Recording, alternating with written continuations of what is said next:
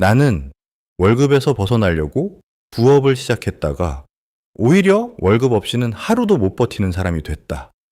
처음에는 진짜로 자유로워질 줄 알았다. 회사에 묶여있는 삶이 싫었고 매달 정해진 날짜에 들어오는 월급만 기다리는 내가 초라하게 느껴졌다. 월급날이 오면은 잠깐 숨통이 트였지만 카드값, 월세, 생활비, 보험료가 빠져나가고 나면 통장은 다시 비슷한 숫자로 돌아왔다. 그때마다 나는 생각했다. 이대로 살면 평생 똑같겠구나. 그래서 나는 월급 말고 다른 돈을 만들고 싶었다. 처음 목표는 거창하지 않았다. 한 달에 100만 원만 더 벌고 싶었다. 월급 외에 100만 원만 더 있으면 인생이 조금은 달라질 것 같았다.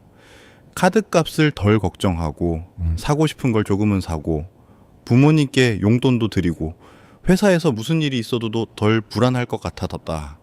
나는 그 돈이 자유를 줄 거라고 믿었다.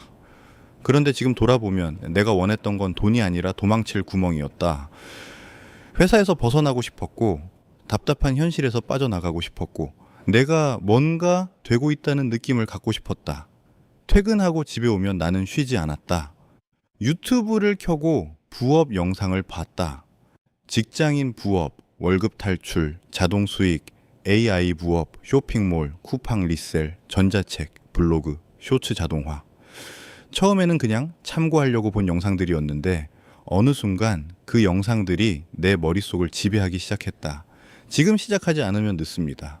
월급만 믿는 사람이 제일 위험합니다. 하루 2시간이면 직장인도 가능합니다. 그런 말들이 계속 들렸다. 처음에는 동기부여였지만 나중에는 압박이 됐다. 마치 나만 아무것도 안 하고 있는 사람처럼 느껴졌다. 그래서 첫 번째 부업을 시작했다. AI로 전자책을 만들고 온라인에 판매하는 일이었다. 대본도 AI가 써주고 표지도 AI가 만들어주고 상세 페이지도 템플릿을 따라하면 된다고 했다. 나는 정말 쉬울 줄 알았다. 퇴근하고 하루 2시간만 투자하면 한 달 뒤에는 전자책 하나쯤 팔리고 있을 줄 알았다. 그런데 막상 해보니 전부 막혔다. 어떤 주제로 만들어야 할지 모르겠고 AI가 써준 글은 어딘가 비어 있었고 내가 봐도 돈을 받고 팔 만큼 깊이가 없었다. 표지는 그럴듯했지만 안에 담긴 내용은 자신이 없었다. 그때 멈춰서 생각했어야 했다. 내가 진짜로 팔 수 있는 경험이 있나? 사람들이 돈을 낼 이유가 있나? 그런데 나는 그렇게 하지 않았다. 대신 다른 방법을 찾았다. 전자책이 막히니까 쇼츠로 넘어갔다. 짧은 영상이면 더 쉬울 줄 알았다.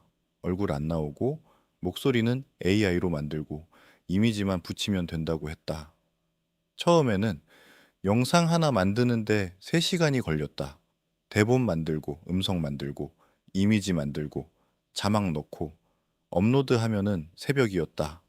다음 날 출근하면 눈이 무거웠다. 그래도 참았다. 지금 이 고생이 나중에 자유가 될 거라고 믿었다. 하지만 조회수는 나오지 않았다. 30회, 70회, 120회. 가끔 500회가 나오면 그날은 기분이 좋았다. 이상하게 작은 숫자에도 희망이 생겼다. 조금만 더 하면 될 것 같은데 이 생각이 나를 계속 붙잡았다. 결과는 없는데 가능성만 보이는 상태. 포기하기에는 아깝고 계속하기에는 너무 지치는 상태. 나는 그 안에 갇혔다. 그리고 그때부터 돈도 쓰기 시작했다. AI 음성 구독, 이미지 생성 툴, 편집 앱, 강의, 전자책, 템플릿, 광고 테스트. 하나하나는 큰 돈이 아니었다. 2만 원, 5만 원, 9만 원. 그런데 그 작은 결제들이 월급에서 계속 빠져나갔다. 나는 그걸 전부 투자라고 불렀다. 강의를 사도 투자, 툴을 결제해도 투자, 광고비를 써도 투자. 그런데 투자라면 언젠가 돌아와야 했다. 적어도 배운 게 남거나 상품이 남거나 시스템이 남아야 했다. 그런데 나에게 남은 건 많지 않았다. 미완성 전자책, 조회수 낮은 영상, 열어보지도 않는 강의 자료, 그리고 카드값이었다. 월급에서 벗어나려고 시작했는데 월급이 들어오면 가장 먼저 부업 때문에 쓴 돈을 메우고 있었다. 이때부터 뭔가 잘못되고 있었다. 두 번째 달이 되자 나는 더 조급해졌다. 첫 달에 결과가 안 나왔으니까 더 열심히 해야 한다고 생각했다. 퇴근 후에는 무조건 노트북을 켰고 주말에도 약속을 줄였다. 친구가 보자고 하면 바쁘다고 했고 가족이 쉬라고 하면은 지금이 중요한 시기라고 했다. 하지만 사실 나는 중요한 일을 하고 있는 게 아니었다. 그냥 불안해서 멈추지 못하고 있었다. 쉬면은 뒤처지는 것 같았고 아무것도 안 하면 다시 평범한 월급쟁이로 돌아가는 것 같았다. 그래서 계속 무언가를 했다. 예. 그런데 그 무언가는 전부 흩어져 있었다. 전자책 조금 하다가 쇼츠를 하고 쇼츠가 안 되면은 블로그를 보고 블로그가 막히면은 쇼핑몰을 찾아보고 쇼핑몰이 어려워 보이면은 다시 AI 자동화 영상을 봤다. 나는 매일 바빴지만 하나도 제대로 쌓이지 않았다. 폴더는 늘어났고 노트는 많아졌고 캡처한 자료도 쌓였지만 실제로 돈을 벌어주는 건 없었다.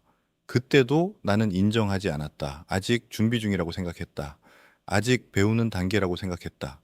하지만 솔직히 말하면 나는 실행하고 있는 게 아니라 계속 도망치고 있었다. 하나가 어려워지면 다른 쉬운 방법으로 도망쳤다. 그러다 어느 날 카드 명세서를 봤다. 부업 관련 결제만 180만 원이 넘었다. 강의, 툴, 구독료, 광고 테스트, 템플릿, 외주까지 합친 금액이었다. 그달 부업 수익은 6만 8천 원이었다. 그 숫자를 보는 순간 머리가 멍해졌다. 나는 월급에서 탈출하려고 했는데 월급을 더 빨리 사라지게 만드는 구조를 만들고 있었다. 월급날이 오면 예전에는 생활비 때문에 빠듯했다. 그런데 이제는 거기에 부업 비용까지 더해졌다. 나는 돈을 더 벌려고 시작했는데 실제로는 돈이 더 많이 새고 있었다. 그때라도 멈췄어야 했다. 그런데 나는 반대로 했다. 이미 이렇게 썼는데 여기서 멈추면은 진짜 손해라는 생각이 들었다. 그래서 더 했다. 더 비싼 강의를 받고 더 자극적인 주제를 찾았고 더 빠른 방법을 찾았다. 월급 탈출을 꿈꾸던 나는 어느새 월급날만 기다리고 있었다. 카드값을 막으려면 월급이 필요했고 부업 툴을 계속 쓰려면 월급이 필요했고 이미 결제한 강의 할부를 갚으려면은 월급이 필요했다. 자유로워지려고 시작했는데 오히려 회사에 더 묶여버렸다. 이게 진짜 무서웠다. 예전에는 월급이 답답했지만 그래도 월급이 들어오면은 잠깐은 안정됐다. 그런데 부업을 시작한 뒤에는 월급이 들어와도 안정되지 않았다. 이미 빠져나갈 돈이 정해져 있었기 때문이다. AI 툴 구독료, 카드 할부, 강의 결제, 광고비, 생활비. 월급은 들어오기도 전에 사라질 돈이 되어 있었다. 나는 회사가 싫어서 월급 탈출을 꿈꿨는데 이제는 회사를 그만두면 바로 무너지는 사람이 됐다. 월급 없이는 부업도 유지할 수 없었다. 회사에서도 문제가 생겼다. 전보다 집중이 안 됐다. 회의 중에도 조회수를 확인했고 점심시간에도 다음 부업, 아이디어를 찾았다. 퇴근 후에는 잠을 줄이고 작업을 했기 때문에 낮에는 계속 피곤했다. 실수도 늘었다. 상사가 부르면 괜히 불안했고 업무가 밀리면 짜증이 났다. 나는 회사에서 탈출하고 싶다면서 정작 회사에서도 제대로 버티지 못하는 사람이 되어가고 있었다.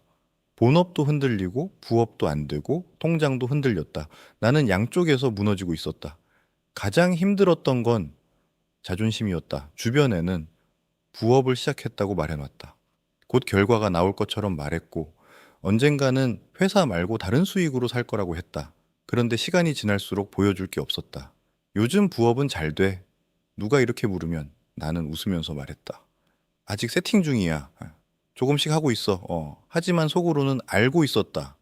세팅이 길어지는 게 아니라 나는 결과를 만들지 못하고 있었다. 그리고 그걸 인정하기 싫어서 계속 새로운 걸 시작하고 있었다. 어느 날 새벽이었다. 노트북 앞에 앉아 있었는데 갑자기 손이 멈췄다. 편집 화면은 켜져 있었고 해야 할 일은 많았고 커피는 식어 있었다. 그런데 아무것도 하기 싫었다. 그 순간 이런 생각이 들었다. 내가 지금 뭘 하고 있는 거지? 나는 분명 더 나은 삶을 만들고 싶었다. 그런데 내 삶은 더 나빠져 있었다. 잠은 줄었고, 돈은 줄었고, 체력도 줄었고, 사람 만나는 시간도 줄었다. 그리고 나는 여전히 월급을 기다리고 있었다. 아니, 예전보다 더 절박하게 기다리고 있었다. 그때 처음으로 인정했다. 내가 부족했던 건 노력이 아니었다. 방향이었다. 나는 월급 탈출을 하고 싶다고 말했지만 정작 내가 만든 건 탈출구가 아니었다. 퇴근 후에 하는 두 번째 출근이었다. 주말에 하는 세 번째 출근이었다. 내가 멈추면 바로 멈추는 일들, 내가 계속 갈아 넣어야만 유지되는 구조들, 그건 자유가 아니었다. 그냥 월급 외에 피곤함을 하나 더 만든 거였다. 나는 부업을 만든 게 아니라 내 삶에 또 다른 압박을 추가한 것이었다. 진짜 월급 탈출은 회사 말고 다른 일을 하는 게 아니었다. 내가 쓰는 시간이 쌓이는 구조를 만드는 것이었다. 하나를 만들면은 다음에도 쓰이고 경험이 쌓이고 신뢰가 쌓이고 콘텐츠가 쌓이고 상품이 쌓이는 것. 그런데 나는 쌓이는 일을 한 게 아니라 매번 새로 불을 끄고 있었다. 오늘 영상 하나, 내일 블로그 글 하나, 모레 전자책 수정 하나, 그 다음 날 또 다른 강의. 전부 따로 놀았다. 그러니 아무것도 커지지 않았다. 나는 그 뒤로 멈추고 다시 보기 시작했다. 내가 진짜 할 수 있는 건 뭔지, 사람들이 진짜 돈을 낼 만한 문제는 뭔지, 내가 최소 6개월은 버틸 수 있는 방식은 뭔지, 그리고 처음으로 욕심을 줄였다. 월 1,000만 원, 자동 수익, 퇴사, 경제적 자유. 이런 말을 잠깐 내려놨다. 대신 한 달에 30만 원이라도 제대로 남는 구조를 만들기로 했다.